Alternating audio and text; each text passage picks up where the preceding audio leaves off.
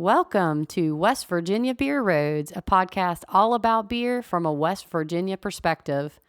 I'm Erin McCoy, here with my podcast partner, Charles Bockway. Thanks, Erin.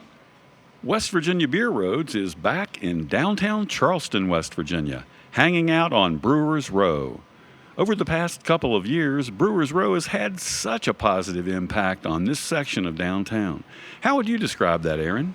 Oh, I would agree with that, Charles. Brewers Row definitely has had an impact. I think it's gotten craft beer people that are interested in maybe filling out those Brewers Row passports, meaning going to each of the available areas to come have some craft beer and get a stamp for it. I think that that's attracted some people and really contributed to some tourism in this area for sure. Yeah, I agree. Well, anyway, Erin and I made our way into the friendly confines of Bad Shepherd Tap Room, which is inside Black Sheep Burritos and Brews. Here we found the familiar face of one Ross Williams, head brewer at Bad Shepherd Beer Company. Ross, welcome back to West Virginia Beer Roads. Oh, thank you very much. Good to see both of you. We love having you, Ross. Well, it's been quite a few years now that you've headed the brewing here at Bad Shepherd Beer Company. Remind me how it came about that you got this job. Well, I had been looking for a job in a brewery for a little while, and I got a phone call from a guy named Patrick, and it turned out to be Pat Guthrie. And he's the owner here? Yes. Or the co-owner here? He and Jess, yes.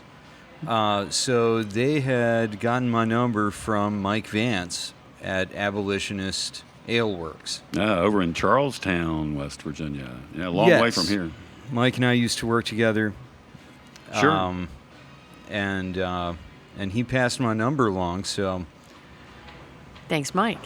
Thanks, Mike. Really? It's really worked out. No, it has. I agree with that. In fact, I sat at this very table where you are sitting, Charles, when I met Patrick for the first time. I drove up here. Was on the way to a family wedding reception event and stopped through Charleston on the way. Yeah, and we are sitting right here in the tap room at Bad Shepherd Beer Company. Right across from the brewery, you can see the brewery equipment through the windows, and looks good back there. Nice and clean and shiny right now. Yeah. Well, Ross, how would you describe the differences in the local Charleston craft beer market back then? I guess that was, 9 years ago? About 9 years ago, yeah. How would you describe the differences back then versus the way you see it now here in Charleston? Or is there anything that jumps out to you, difference? Well, it's always interesting to see like what the public responds to, and you can see on our menu we have a few light beers, we have several IPAs. The trend towards some lighter beers, Pilsner, Blonde, that's always been there, but that's certainly, I think there's more demand for it today than there was 9 years ago. That's a big part of that. I would say that's big. Mm-hmm. In terms of Bad Shepherd, a big part of it's just like a change in our focus. And how would you describe a change in your focus here? Well, okay, talking about Mike Vance, we were both into like sour beers, funky beers. Oh yeah, yeah. It's like leading up to that time and around that time, and so we got a deal on all these red wine barrels, and we did a lot of funky, interesting, wild beer out of here. Yeah, so right out of the gate, you were doing funky, wild, barrel-aged beers and stuff. We certainly tried to get into that, yeah. And it was still a really interesting thing then, and it's still a really interesting thing now. We just had to look at the time we had to put into it, and and moving that product. That sort of product sits around a long time. You don't see your return right away. Oh, that's true. So, it's a real investment. And, it certainly paid off. Okay, yeah. But we had to take a good look at how we wanted to spend our time here and what we needed to do to just continue making quality product. Yeah, and I think that's probably the story of a lot of small breweries that start up out of, brand new. The owner Sure. hadn't owned a brewery before and all that, yeah. Yeah. Well, while we're talking about our today's craft beer market, it's time to taste some Bad Shepherd beer. Ross, I know you have one for us, so why don't you introduce it? All right. This is beer we've brewed several years now. Bohemian Pilsner, Boho Pils, we call it. And it's, it's simple, but it's an elegant beer in its own way. Lagered, I want to say over 90 days, this batch, about 90 days, That's something wild. like that. Yeah, that's a long time. And, we're lucky to be able to do that, especially like coming out of winter to have big double fermenters available for that. Especially, to take up that kind of time. That's good. Talk about what gives this beer the character. Is it generally it's the hops? Would you say that's what gives this one the character? Well, this beer, some would say, could have some more hops, and even I would say that. I do like a little more bitter Pilsner sometimes. Right.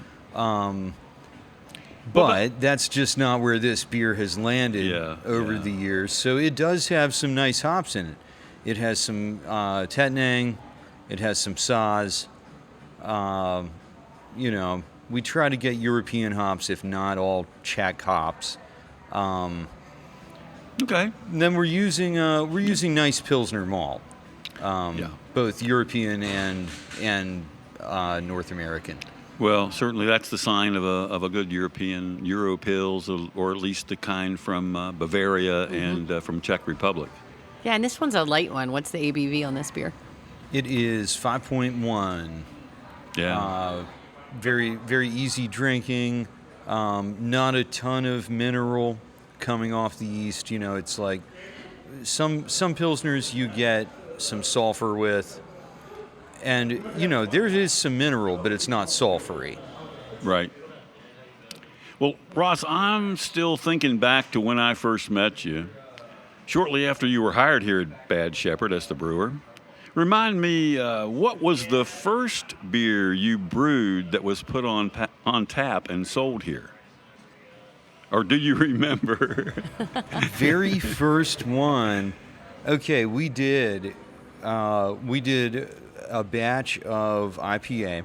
Okay, there was grain in the grain room from Charleston Brewing. Right. So I had the Raj recipe, and everything in the grain room was for Raj. So, and Raj, let me just stop there. That was a beer, the popular IPA that they made here at Charleston Brewing before you guys or your owners bought the place. Okay. Yes, and so it seemed like a good experiment to run that on the system and see if putting in the same inputs that, Ryan was so generous. He gave me his recipes. I talked to him on the phone a lot. Ryan was the brewer here back in the day. At Charleston Brewing, yes. Nice guy. Always willing to chat on the phone when I was starting out, Anyway, I had a fellow helping me, and we were trying to figure out the brew system. Well, we oversparged. And so we ended up with, instead of a 7% IPA, we ended up with a beer that was about 5.5%, because we just used so much more water. Well, hey, that was the first beer you brewed here, and it went. But what was the reaction? I mean, of the customers? We called it Baby Raj. Well, I remember was. that, actually. Yeah, that was a I Baby think Raj. it fermented out cleanly, and I moved on from that yeast. That was an English ale yeast, I think, that we just had gotten a hold of. We had a brick of it.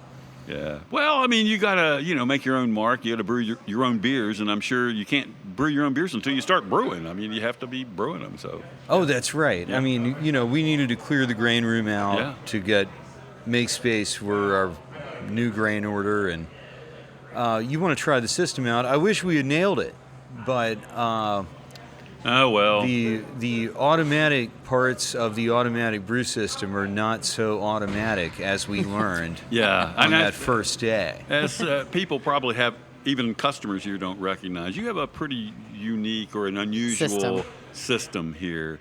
The mash filter kind of system. It is, Those yes. are not common at small breweries. Not very uncommon. common. Yeah. Well, let's switch gears a little bit. I want to know specifically, in your opinion, do you see a growing interest today in drinking hyper local? And if so, what do you think about that?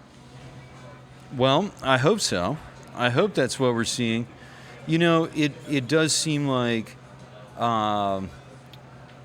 people are engaged with their local breweries. Like, we'll see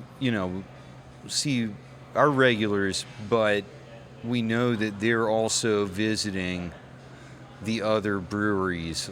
You know, I'll see the regulars here at the Nano Brewery over by my house. I'll run into some of our regulars at Ursus, Short Story, Fife Street, Right. I mean, there's 3 other ones and of right course here. Pies and Yeah. Pints. I mean, Yeah. you know. Yeah. Yeah, well, all right. So beyond the interest today in locally made beer, then let's talk some about the growing and declining interest in different beer styles. It seems like the interest in lagers, especially pale lagers, is growing. So what's your opinion on the future of craft lagers? I mean, I think there's plenty of room for craft lager to grow in the space that it's in, and I would say, you know, count in there other crispy light beers, you know, blonde ales, your lighter sours, like less sour sours, you know. I think people can get into that. Mm-hmm.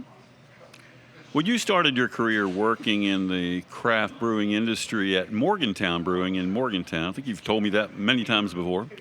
But, you know, way back then, I always thought Morgantown would lead the state in local craft breweries. I mean, the town of Morgantown would. And for a number of years, it did. However, nowadays, Charleston has passed Morgantown with local breweries and is killing it in most aspects of craft brewing. Talk about the things you see as responsible for Charleston, West Virginia's rise in the craft brewing world. Well, you know, it's certainly true that Charleston has that stable population of, you know, people with careers and people who are, you know, invested in the community and spending all their time here and everything. You know, your college population is kind of transient. Over time, you know, I can see where you end up with enough, perhaps graduates of the Morgantown craft beer scene, who got so used to having that, well, they end up working and living in Charleston. Right. And they want that. Yeah, but you guys were, well, not you, but Charleston Brewing and Bad Shepherd together ran like 9 years before there was a second brewery downtown. That's very true. That's why all of a sudden, in the last few years, now we have 4 breweries right in downtown, 4 or 5. What do you think that changes? What's created? Did you just hit critical mass of people, investors? I mean, how'd that happen? I know it's not your brewery that's changed all that alone, but you set the standard and started the ball rolling. Well, it's very interesting, you know.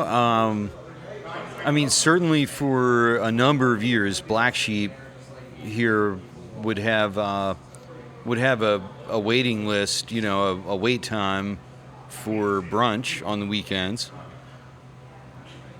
You know, brunch was always a big thing here. Well, what do you think? Big events and stuff. You know, if you're other local people who are interested in craft, and you're looking around and you see, oh, this place is busy and always has a wait when town is packed for events.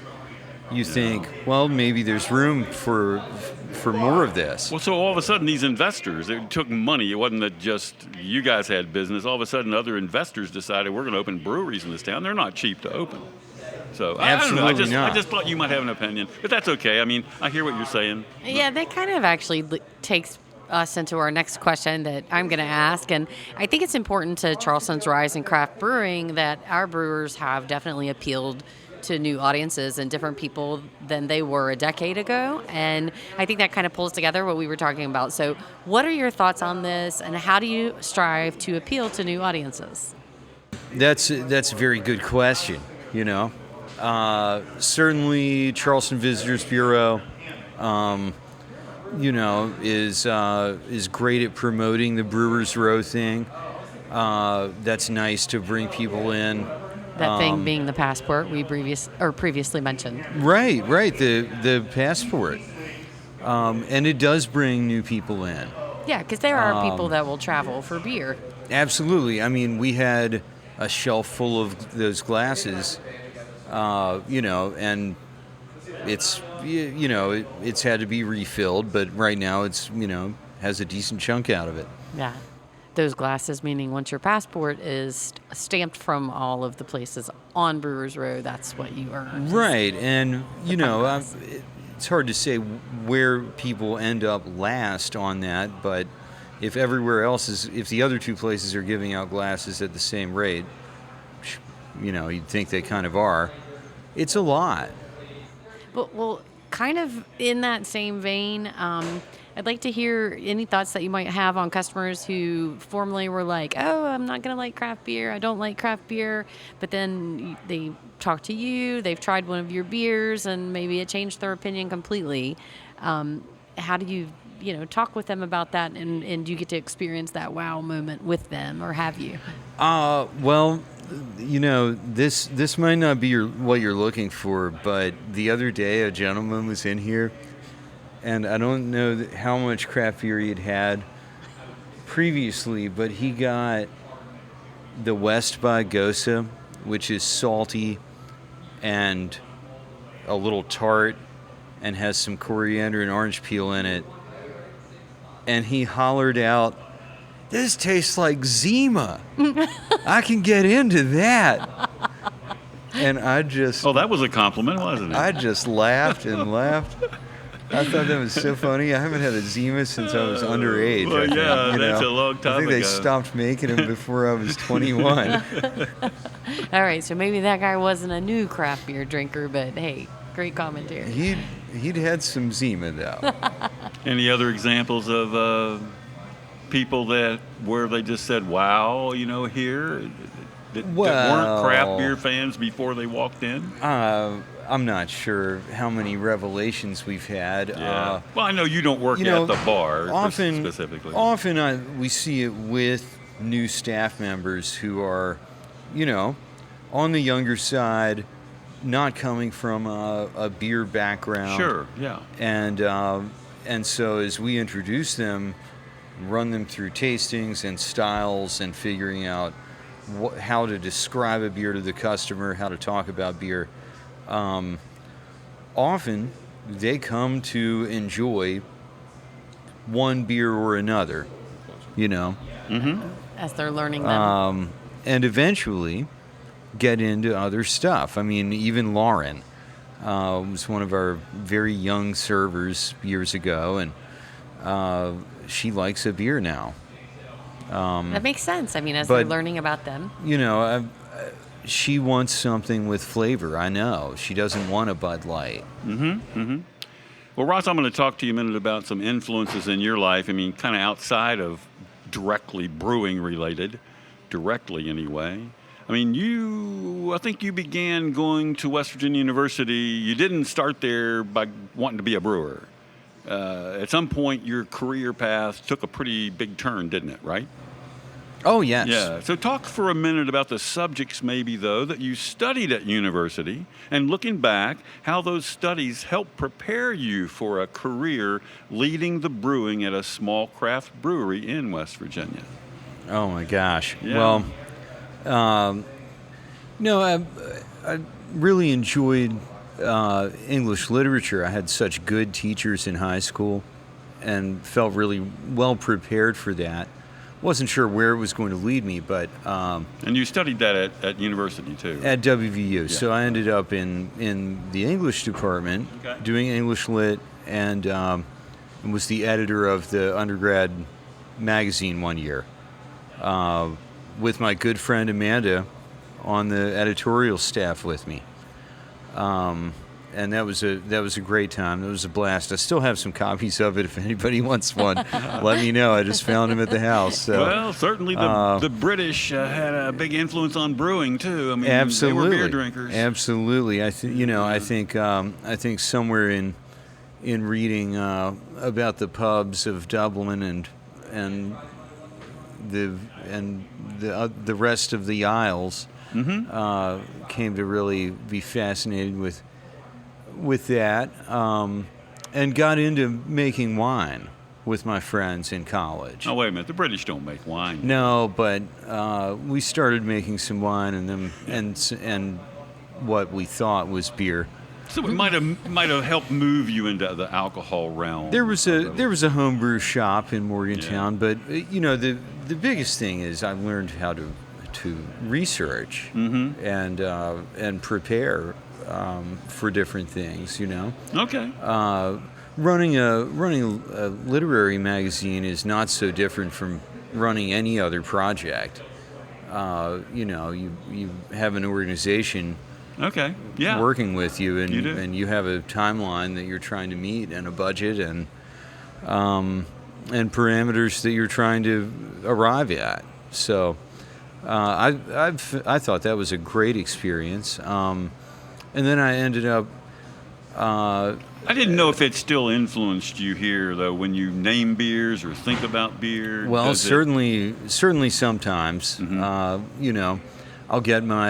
I'll get my references. Electric Petting Zoo is one of the popular beers and that's my Blade Runner, and do androids dream of electric sheep reference. That's an IPA here. That's Oh yes, well and liked. then Sosostris was a literary reference from a poem. Right. A dark sorcerer for a dark sour beer, so that was appropriate. Well, I'm going to move you over to another area of your life and your childhood. And I've heard you talk about growing up in an agricultural area over in our state's eastern panhandle. And I'm wondering, how did that exposure to real-life agriculture help prepare you or enhance your career path to beer brewing? Oh, it was just incredible, always having neighbors and community businesses with fresh fruit and vegetables, and my parents would grow a large garden. My mom loves to garden, and Dad does too, but my mother's always been probably the more dedicated gardener of the family. My friends and I tried to put in a big garden one year next to theirs, and hers looked really nice by the end of the season, and ours was pretty overgrown. Yeah, I just wondered, though, how that, growing up where you're really acclimated to things growing, you plant, when the corn is the best, and you Yeah. get snobby about it. Yeah, stuff like what that. the best apples are for the different things you use apples for. The best Yeah. apples for applesauce and apple butter and apple pie, they're all different. Yeah, and that would vary, kind cider. of relate to the different ingredients you have to brew with, because So- they are agriculture ingredients, and that's why I was wondering that. So we were always encouraged to use my grandfather's old cider press. And after you ran a little bit of sacrificial stuff through there, it got kind of cleaned up and it didn't taste quite so rusty. You weren't getting anemia if you were drinking our cider, okay? But it tasted good fresh, but when you fermented it, you tasted that iron. So that was not something we pursued for too long. Ross, if you hadn't become a brewer, what other career path do you think you would have most likely ended up working in, and why would you say that? Oh my gosh. It's a great question. I enjoy the hands-on, day-to-day, physical nature of a job like this, where there's almost something new every day. It's fascinating and interesting and a big pain in the butt. I'm sure. But it does keep you on your toes. It keeps you on your toes. I learned a whole lot more about air compressors a couple weeks ago.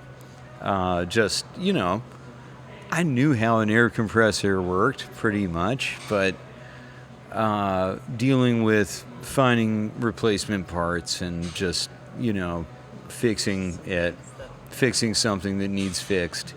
It's satisfying, and it has to be done.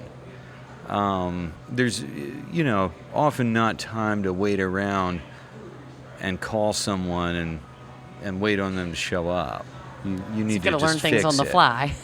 And sometimes it is worth paying the extra shipping for Granger because they will have it within 12 hours, Well, guys, my tasting glass is empty. So, Ross, it's time to sample that second Bad Shepherd beer that you already have for us today. Let's get it poured, and then you can introduce it. Great. All right. So, what we've got here is nice hazy IPA that we did about a year ago, Scales of Juiciness, and it features anchovy hops and citra hops. So, still not sure why they called them anchovy hops, but I get no fish flavor here. No, zero fish here. It's a lot of blueberry and citrus and some stone fruit notes, but mostly citrus and blueberry. Certainly stands out, though, name-wise, calling it anchovy hops. Yeah, sure does. But I get definitely a little bitterness balance here, which is nice. Yeah, it's a nice hazy. Well, thank you. Long time coming on the figuring out the right way to do it on this brew system. But very pleased with the way this turned out. Zero bittering hops, zero hops in the boil at all. And then waiting on the whirlpool to cool down a bit before adding any hops at all. And that's one of the things that keeps our IBUs really low in this.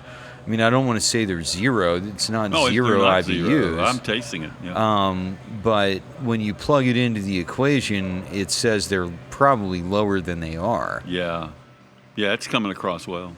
It's an easy drinking IPA. And one, do you think that you'll continue to brew maybe going forward? Well, it's certainly in the rotation, like, with Cloud Machine, where it's like once a year or twice a year, something like that. It's kind of hard to fit them in because we have a lot of demand for the Loud and Electric Petting Zoo. Right, yeah. So your flagship IPAs. Yeah, aren't flagships a bitch, when you they when really are. They really are. And okay, we've never wanted to just brew like a single base IPA and hop it differently and call it all these different things. Yeah. We try to have a unique grain bill to complement the hops we're using, Sure. Or to feature them or back them up. Like with the Loud, you have to have that big, rich base that you can only get from Maris Otter. Mm-hmm. Right. Yeah. Well, I remember, too, when Bill was up at Chestnut Brew Works and how much Halleck consumed of the beer they had to make, and they had a hard time finding time to fit in their schedule other beers because their flagship used up all their space. Oh, absolutely, yeah. Absolutely. And so that's a little bit of a problem here, too, with the Loud. I mean, not the same, because you also have a lot bigger tank space, I think, here for your Loud. What do you have, 20-barrel tanks? I forget what you have here. Okay, 5 of them are 8 barrels, and 3 of them are 16 barrels. Yeah, so you do have some larger barrels, and then I have larger tanks. Then we have the 5 bright tanks to store in. And those are big, so a too. lot of capacity. Yeah. Which is what you need here when you make such a good beer as as Bad Shepherd does.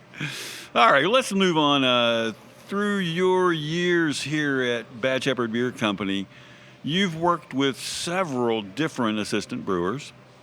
What skills would you say are important to making a person a good assistant? I mean, because it's not always that glamorous a job, but then it can also be quite rewarding, right? Well, hopefully it's rewarding. Hopefully it's a decent time that, that is rewarding.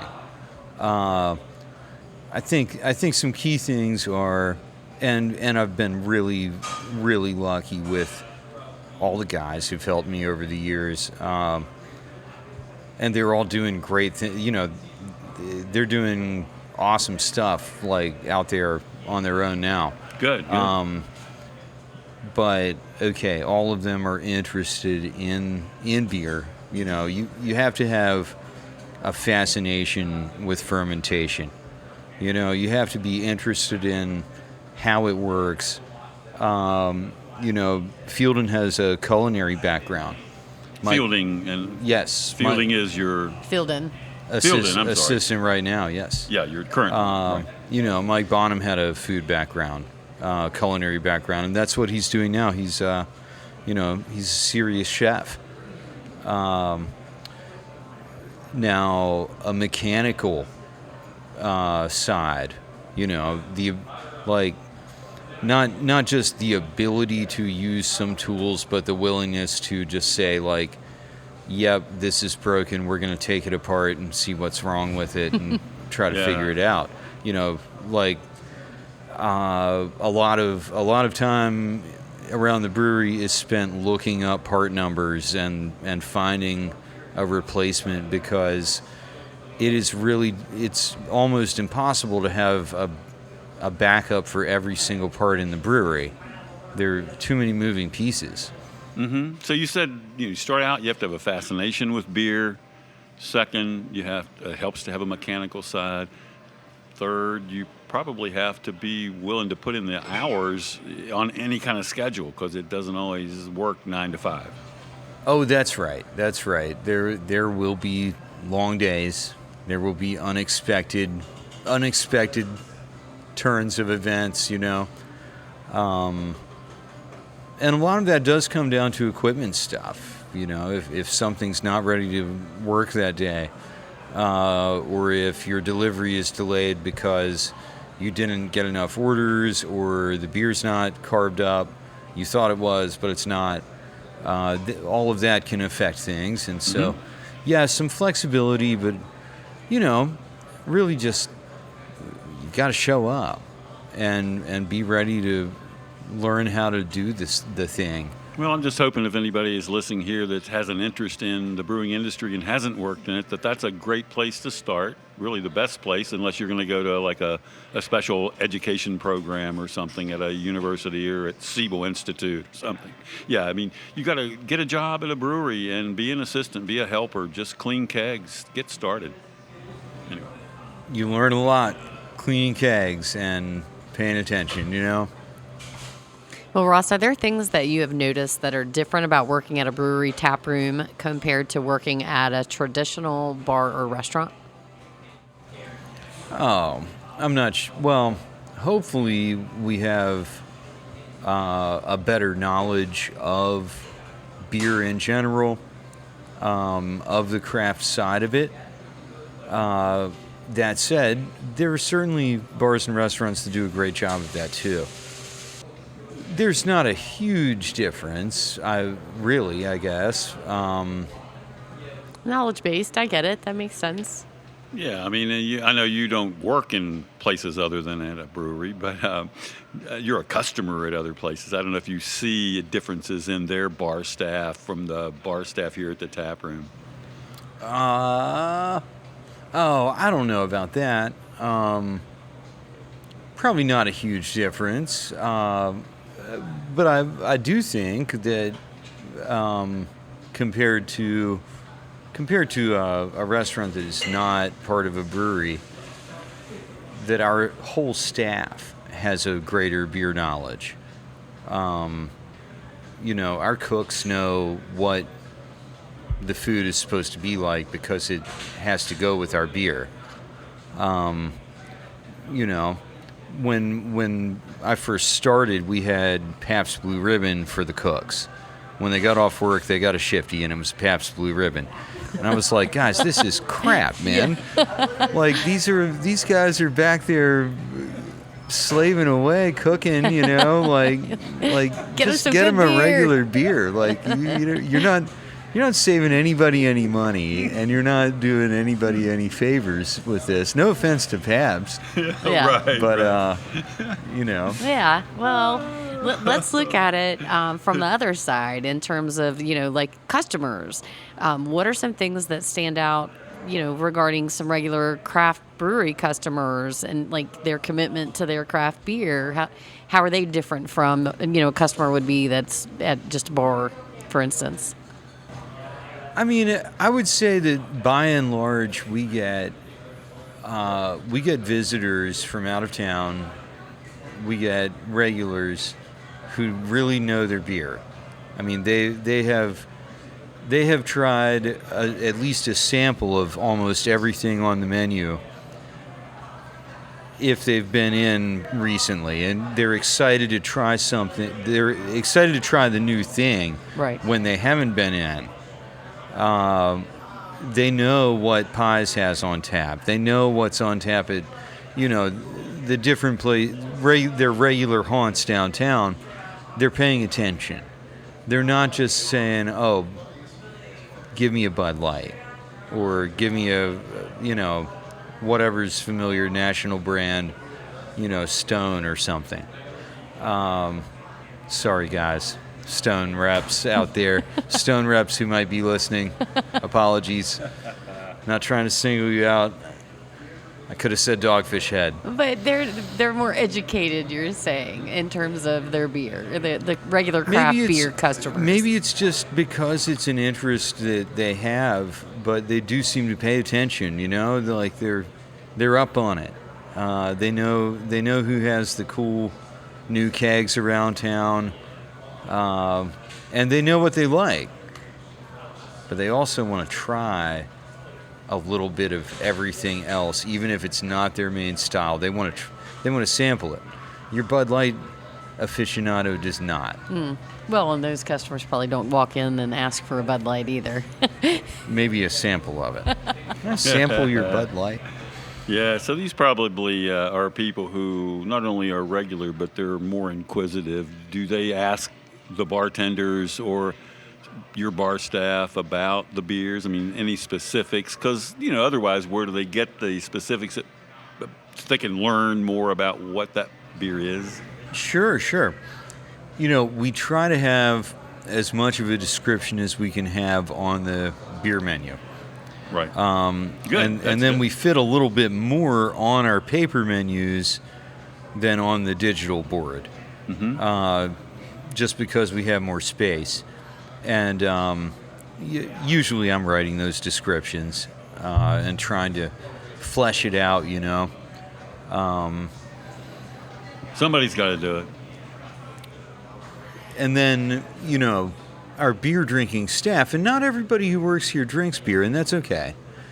I just try to keep them up to speed on what people are going to like when they ask for a certain style, Well, what would you say are the 2 or 3 most popular beer styles currently at Bad Shepherd? IPA and IPA. Well, I noticed you had about 5 IPAs on your list. You had about 5 IPAs on your list today, so right. That's more than you do normally. That trend, that trend though of people liking it has just continued. I mean, they continue to be some of our good sellers. Yeah. The IPAs. So you have they're mostly hazy, although maybe one is not so hazy, at least. Oh, sure. The Loud is certainly more, a fairly bitter beer. Right. It's not some balanced 6.8, 70 IBUs thing. It's like 50 some IBUs, but still pretty. It's reasonably bitter. Almost every other IPA I do has 0 bittering hops. Yeah. And those are still popular here in West Virginia. I can see from other breweries as well that serve those kind of beers that they seem to be, they haven't lost their momentum here.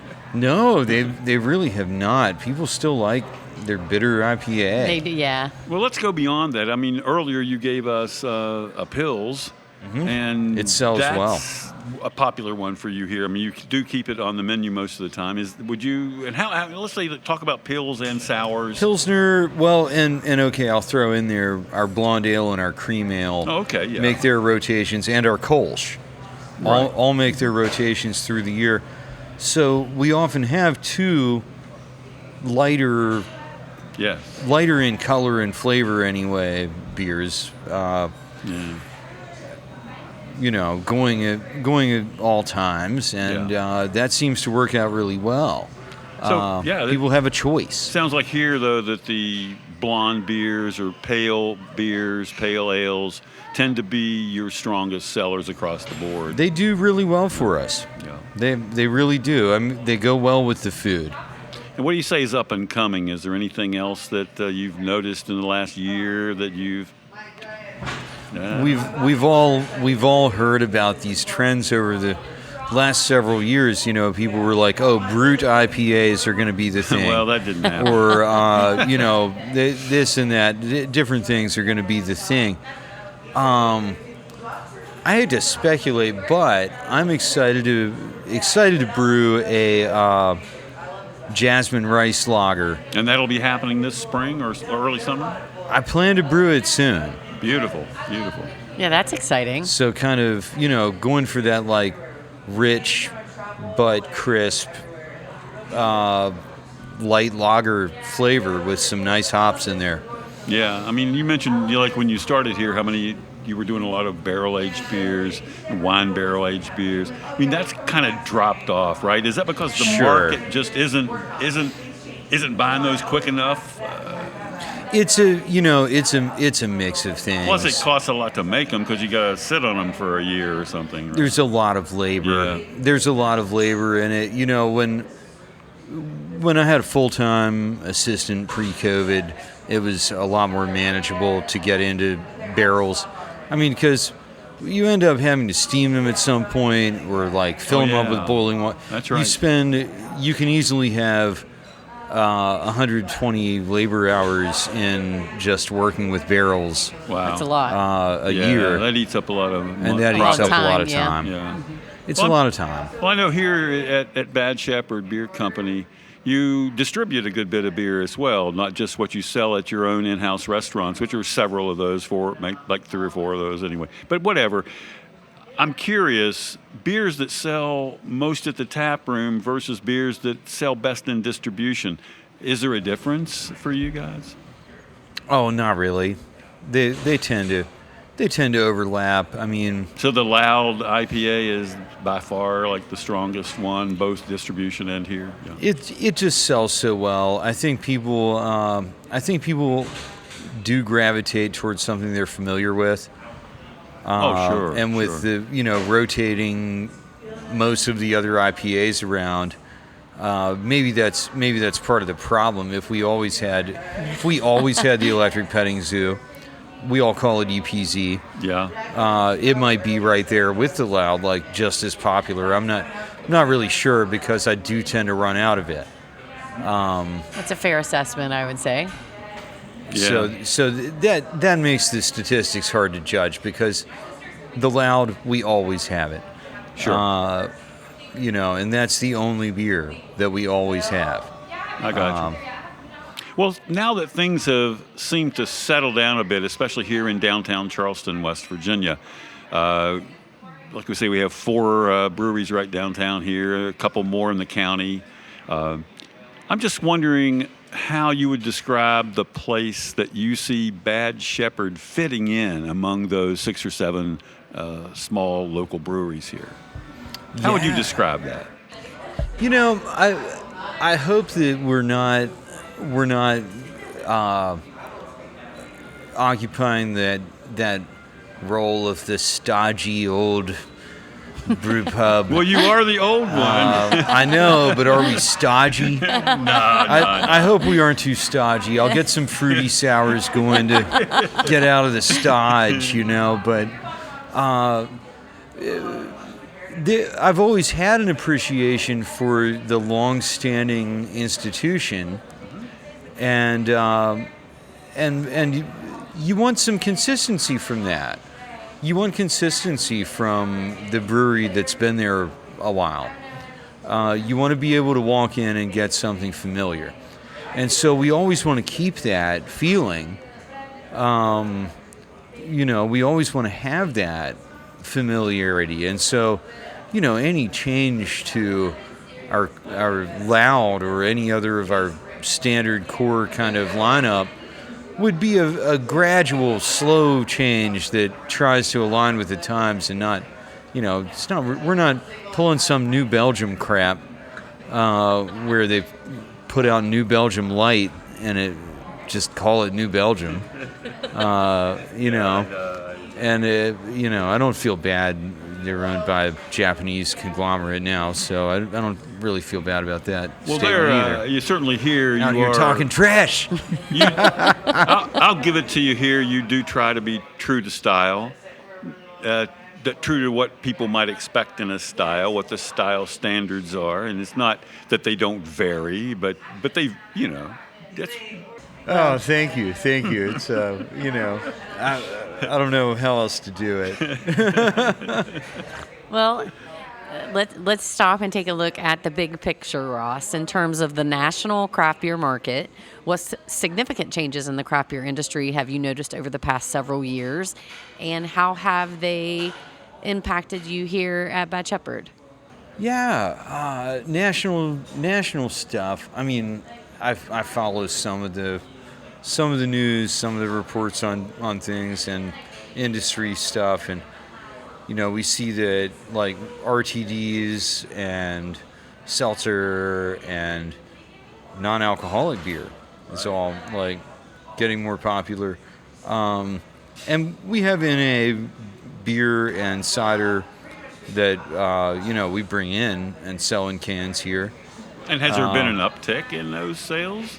Well, we keep selling out of it, so yes. I just we need to do a little better with our par and ordering on that, and I think we're going to bring in some seltzers in cans because I don't feel like making it. It's not in my wheelhouse. It's not what I'm great at, and I'm sure we could figure it out, but I don't. I'm not here to make some weird craft seltzer when you can just buy it in a can. That makes sense. Well, never in any job is everything always roses. I know we kind of talked a little bit about that throughout this conversation, but before we wrap up this interview, I want you to look back over your work here at Bad Shepherd and tell me what has been one or two really, really tough times, maybe the toughest times that you've had to endure as a brewer, and, how was that the most stressful? It's all really stressful. Oh, boy. Every time has been the time. Oh gosh, we've had the boiler just like crap out right in the middle of a brew before, and that's terrible. And then that boiler was down for a while, and it puts you in a position where you can clean things and you can do stuff around the brewery, but you can't make any new product. Right. And you wonder what is going to happen, and my house was really clean when that boiler was down, I'll tell you that. But that was a tough time, but we got through it and cranked out a bunch of beer as soon as we got it back online. And we had to skip a couple delivery days, but not very many. So that was very lucky. Yes. Still, I imagine the stress. COVID was insane. We closed we had closed the restaurant for 2 weeks in February to redo the floors. And we remember that. redid the floors in the brewery hallway, the kitchen, and front of house, like half of it anyway, and the bathrooms. And then reopened, and we were open for like 2 or 3 weeks before they shut us down for COVID. So we tried to do to-go stuff. We tried to do growlers and cans, and that was a really difficult time. We just didn't get much traction with that, and ended up laying off the whole staff, myself included. Never thought that would happen. Never thought that would happen. Yeah, that was a And scary time for a lot of people. Absolutely, you just don't know what to do. So. Luckily, the place stayed in one piece, and a couple months later, came back in and was able to restart brewing and distribution. We never stopped distribution entirely. Patrick was doing that at that time, so. We were selling kegs out of the cooler, but I wasn't doing anything in the brewery. Right. Well, let's end this podcast on a positive note. What do you most look forward to in the future? Give us some good stuff you're looking forward to here at Bad Shepherd. Oh, yes. Looking forward to some different festivals. I think we're going to actually try to go to Wheeling for the first time ever this year. And that's the Wheeling Mountaineer Beer Festival. Yes. Mountaineer Beer Fest, I think it is. So I think we're going to try to hit that for the first time ever. That's exciting. Should be a great time by all reports. So looking forward to some festivals, getting out there and seeing people. And I'm looking forward to this jasmine rice lager, too. Oh, yeah. Yeah. That Me should too. be a crispy, delicious thing. How are you going to hop it? So, Sriracha okay. I'm just thinking of something Japanese.